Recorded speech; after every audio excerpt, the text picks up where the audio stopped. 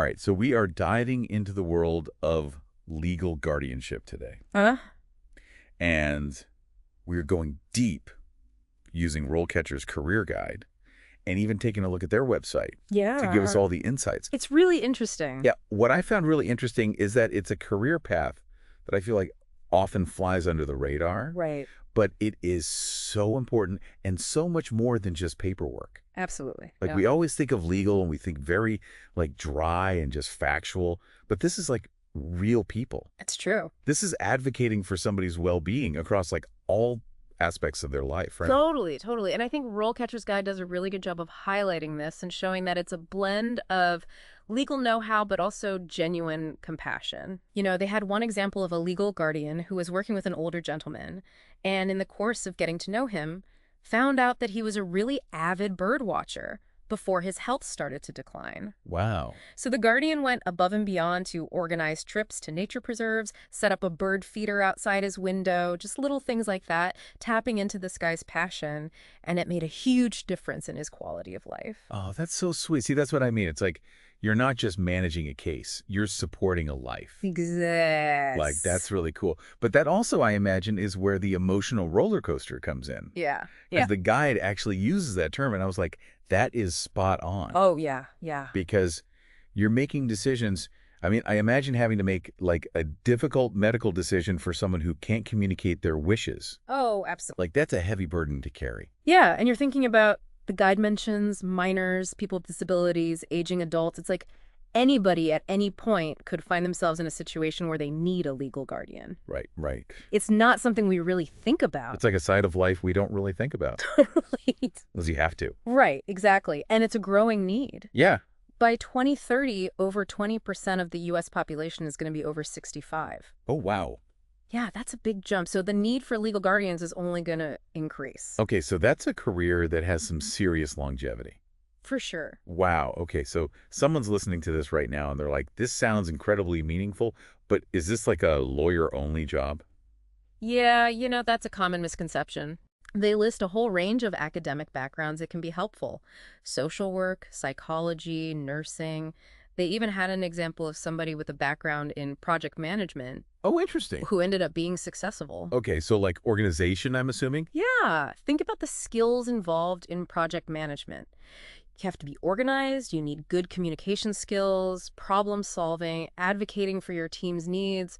Those are all really transferable to being a legal guardian. Yeah, that totally makes sense. And this is where a tool like RoleCatcher can really come in handy. Oh, tell me more about this, because I was curious about this. Okay, so you know how job descriptions can be kind of vague Yeah, and and use all this weird language? a little bit, yeah. RoleCatcher actually has a feature that analyzes job descriptions and breaks them down and identifies the key skills. Then it highlights the skills that you have that match Okay. based on your profile. That's really cool. So you can really tailor your materials to be like, Exactly. I have what you need, which I imagine in this field is important because you can teach somebody the legal stuff, but can you teach somebody compassion? Can you teach somebody empathy? Right. And I feel like those are probably Absolutely. equally important, right? For sure. Yeah. And speaking of standing out, RoleCatcher does this really innovative thing where employers actually use the platform to find candidates. Oh, wow. So they're not even waiting for you to apply. They're like coming to you. Yeah, basically. Wow. Okay, so flips the script on the whole thing. Yeah, it's pretty cool. Yeah, that's awesome.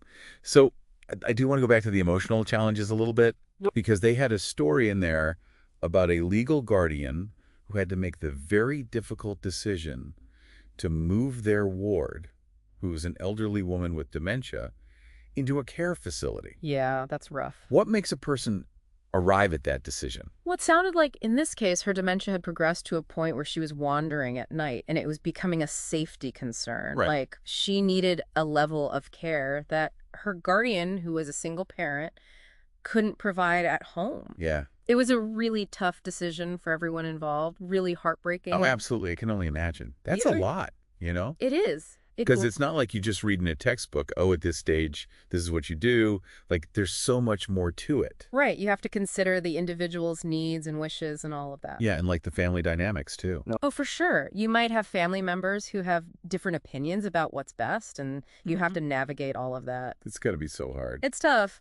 But the guide also talks about the incredible rewards. You know, Seeing a ward thrive under your care and witnessing their progress, it makes all the challenges worth it. Yeah, like that story we heard about the bird watcher. Like, what a gift, to be able to give that to somebody. Absolutely, absolutely. And speaking of rewarding careers, the guide actually lays out the different paths you can take in this field. Oh, yeah, that's right. They have like the different stages, legal guardian assistant, all the way up to senior legal guardian. Right. And they actually start with the senior legal guardian profile, which I thought was really interesting. Yeah. Like you said, like jumping right into the deep end. Yeah, like here's the ultimate goal, and then we'll show you how to get there. And the example they use is amazing. This woman isn't just managing cases, she's like advocating for systemic change Right. to improve the lives of all individuals under guardianship.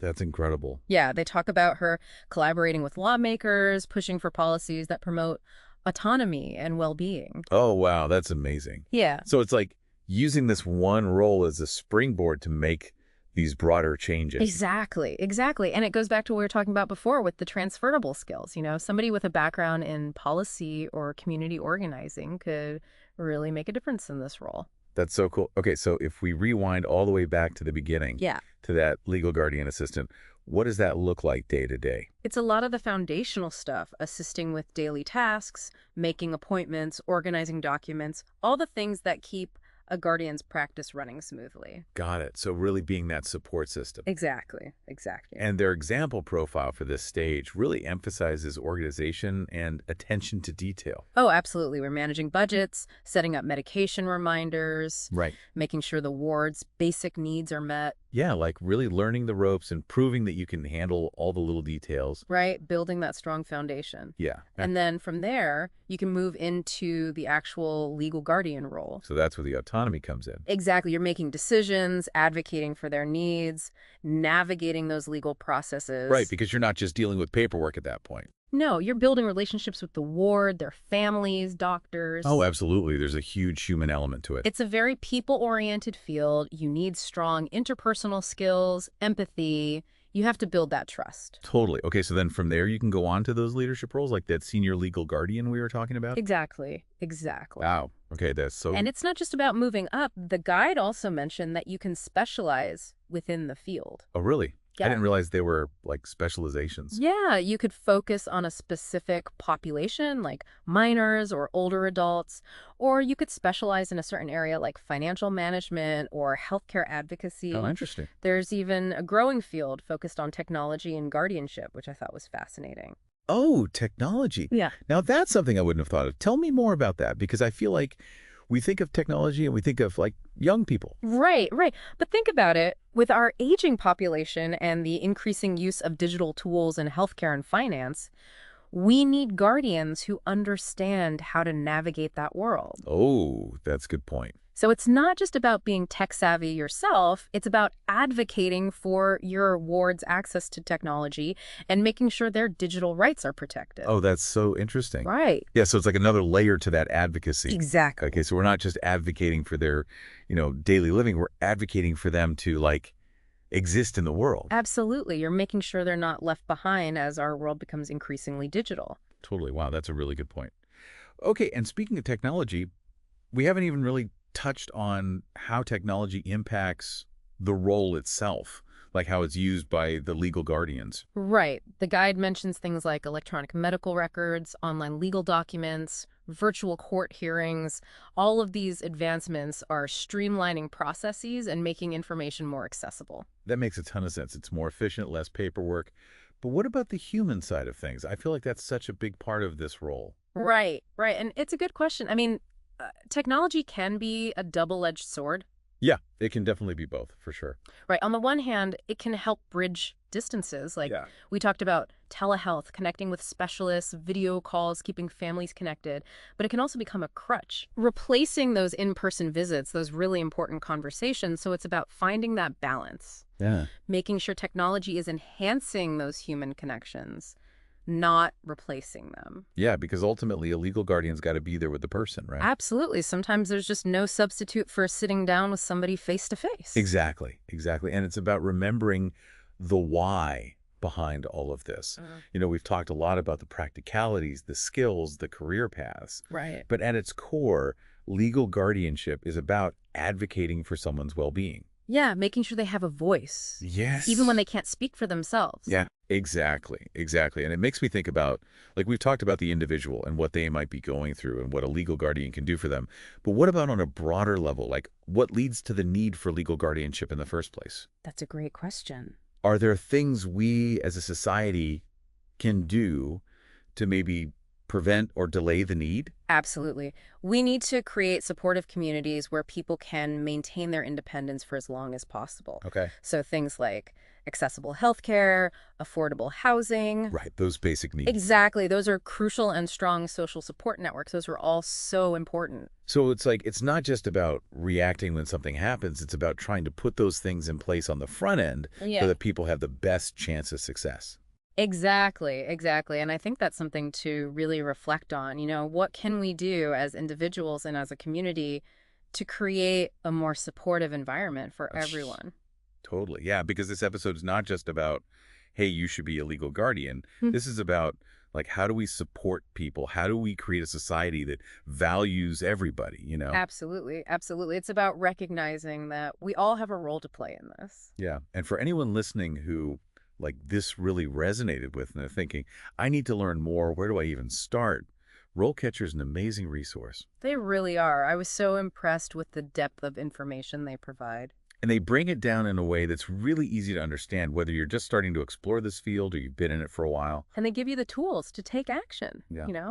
connecting you with potential employers. Right. So if you're feeling that pull toward a career that's both challenging and incredibly fulfilling, head over to RoleCatcher. Yeah, check it out. Explore the possibilities. You might be surprised at what you discover. And who knows, you might be the one advocating for those systemic changes, shaping the future of this field. Exactly.